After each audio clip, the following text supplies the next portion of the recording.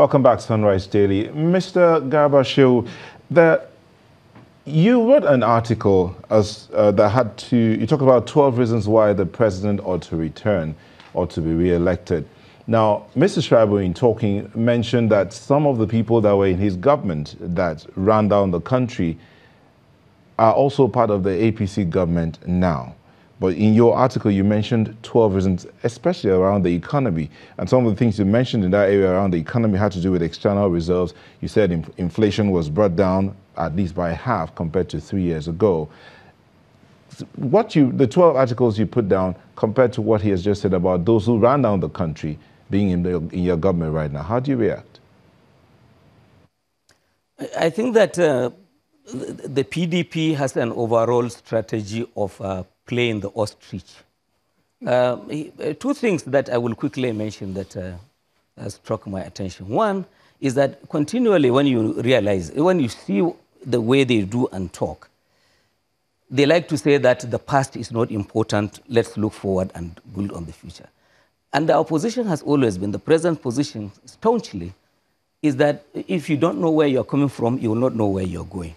We got to fix the wrongs of the past and then build on that. And two, their strategy seems to be saying, yes, we admit we are rogues, we are corrupt, and that it is normal to be corrupt. So what they're saying is that all of you are equally corrupt. No, the thing is that it is wrong to be corrupt, and that the president has taken this lesson even to his party members. There are party members, APC members, who are today standing trial and who would wish they would be excused from investigation and trial. But this is not the kind of president who will do that kind of thing.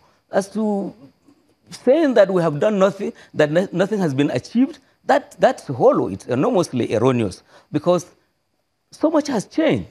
I give you just one or two examples. Look at what is happening with agriculture, the diversification of the economy. We're growing nearly as much rice as we need in the country. Grand corruption has been abolished. We have inherited a system in which, because you are a chief or a leader in government, you will ask central bank to bring $2 billion, and you put it on the table, and the people share and go home. And then they leave our armed forces without weaponry, without allowances being paid. So no, it's wrong to say things haven't changed. Things have changed, and people are simply living in a denial. And this is why President Buhari will be re-elected, will win this election.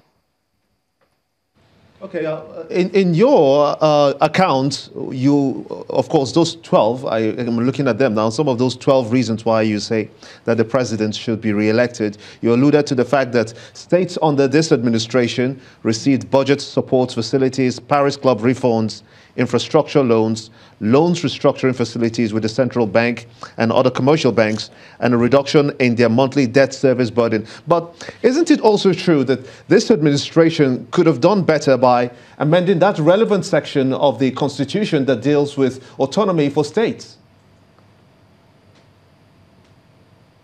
Well, I don't know how that can fix the problem.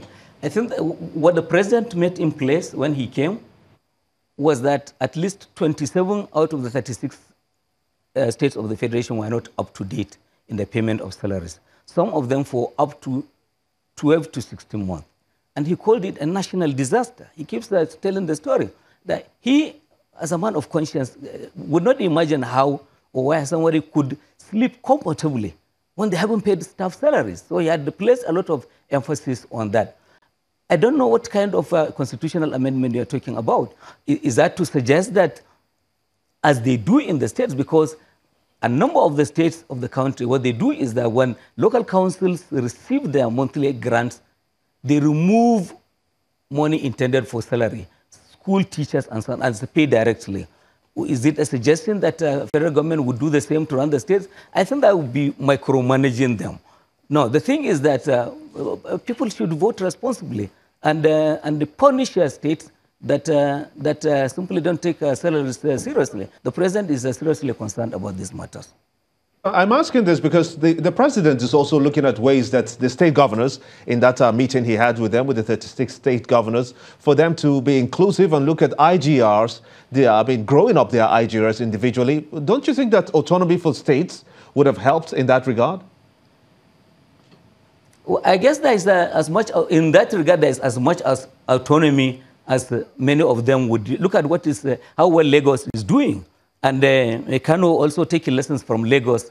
And a number of states are doing extremely well, improving their own IGRs. So I think that it depends on how they are willing to exert themselves. There are a lot of opportunities out there for money to come into the coffers of the states and do as well as they wish. But unfortunately, not as many of the states are as visionary and are as willing to do so much. Because I understand it happened about 3 times, the president coming to intervene for the states. But those states have still remained very low, as it were. Some of them are unable to pay salaries up to this time. Well, that is very sad for the president. This is why in the last tranche of the Paris loans refund, more stringent conditions have been put for the states to meet up. As I speak to you, there are some states that have still not accessed those refunds because they are unable to meet those stringent conditions. Conditions being that pensions and salaries be prioritized. But in addition to that also, there must be account for that which had been given in the past. Some states are not able to do that. And you know that as we speak now, the ICPC actually is investigating quite a number of them. And this may lead to criminal prosecutions. Let me get your response, Mr. Shuaibu, because this administration, according to Mr. Garba's submissions, those 12 points that he raised on reasons why the president should be re-elected in 2019, inflation is much better than it was 3 years back. External reserves have shown, have grown, and exports have even grown by about 70% more than it was in 2016, just at the